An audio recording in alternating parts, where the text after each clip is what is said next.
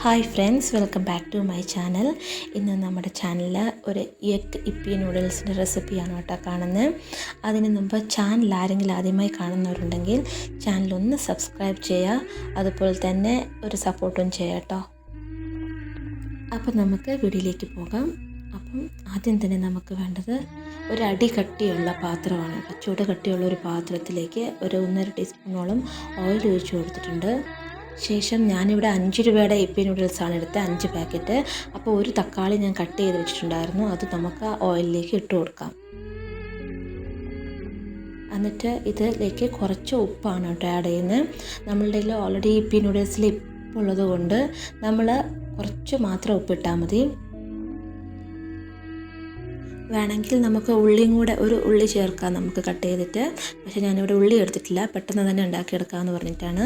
അപ്പോൾ നമ്മുടെ തക്കാളിയൊക്കെ നന്നായിട്ട് മെൽട്ടായിട്ട് വരുമ്പോഴത്തേക്കും അതിലേക്ക് നമുക്ക് ഒരു 1/2 ടീസ്പൂണോളം ഗരം മസാലയും ഒരു 1/2 ടീസ്പൂണോളം മുളക് പൊടിയും ചേർത്ത് നന്നായിട്ട് ഇളക്കി കൊടുക്കാം. ശേഷം ഇതിലേക്ക് നമ്മൾ ഇപ്പിയുടെ മസാലയൊക്കെ ഇട്ട് കൊടുക്കാം കേട്ടോ. എന്നിട്ട് നന്നായിട്ട് ഇതൊന്ന് ഇളക്കി ഈ മസാലയൊക്കെ ഒന്ന് മൂത്ത് വരുന്നവരെ നല്ലതായിട്ടൊന്ന് ഇളക്കി കൊടുക്കാം കേട്ടോ.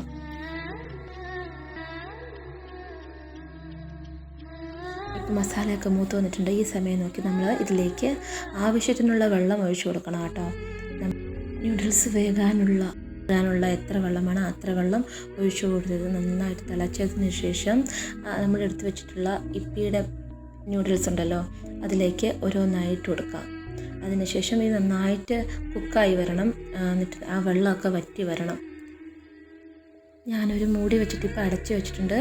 ഇത് ഇപ്പം നമുക്ക് നമ്മളുടെ ഇപ്പി നൂഡിൽസൊക്കെ നന്നായിട്ട് വെന്ത് കിട്ടിയിട്ടുണ്ട്, ആ വെള്ളമൊക്കെ പറ്റി കിട്ടിയിട്ടുണ്ട്. നെക്സ്റ്റ് നമുക്ക് വേണ്ടതെന്ന് വെച്ച് കഴിഞ്ഞാൽ ഇത് ഒരു വേറെ പാത്രത്തിലേക്ക് നമുക്ക് മാറ്റി വെക്കാം. ഇപ്പം എന്ത് ഞാൻ അതേ പാത്രം വെച്ചിട്ടുണ്ട്. അതിലേക്ക് 1 ടീസ്പൂണോളം ഓയിൽ ഒഴിച്ച് കൊടുത്തതിന് ശേഷം 2 മുട്ടയാണ് ഞാനിതിലേക്ക് ഒഴിച്ച് കൊടുക്കുന്നത്. അതിനുശേഷം നമ്മൾ കുറച്ച് ആവശ്യത്തിനുള്ള ഉപ്പും പിന്നെ കുരുമുളക് പൊടിയും കൂടിയാണ് ഞാൻ ചേർത്തിട്ട് ആ മുട്ടയുടെ വെള്ളമൊക്കെ പോകുന്നത് വരെ നന്നായിട്ട് ഡ്രൈ ആയിട്ട് വരുന്നവരെയും അതൊന്ന് ഇളക്കി കൊടുക്കാം.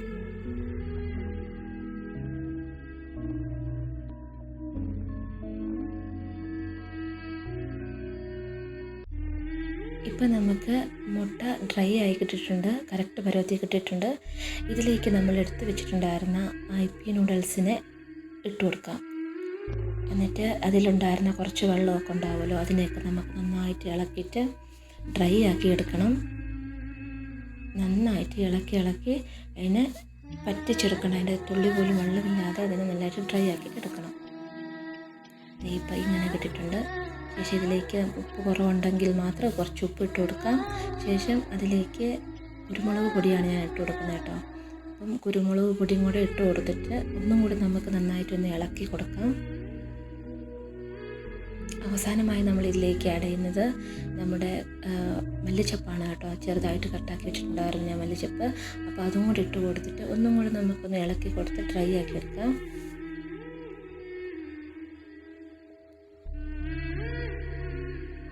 ഇപ്പോൾ ഇത് നല്ല ഒരു ഇപ്പി നൂഡിൽസ് നമുക്ക് റെഡി ആയിട്ടുണ്ട് കേട്ടോ.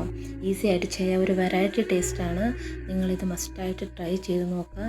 ഇപ്പോൾ അതേ നമുക്കൊരു പ്ലേറ്റിലേക്ക് സെർവ് ചെയ്യാം. നല്ല ടേസ്റ്റായിട്ടുള്ളൊരു ഇപ്പി നൂഡിൽസ്, എഗ് ഇപ്പി നൂഡിൽസ് നിങ്ങൾക്ക് കിട്ടിയിട്ടുണ്ടാകും. അപ്പോൾ ചാനൽ ആർക്കെങ്കിലും ഇഷ്ടപ്പെട്ടിട്ടുണ്ടെങ്കിൽ ചാനലൊന്ന് സപ്പോർട്ട് ചെയ്യാം. Thank you for watching.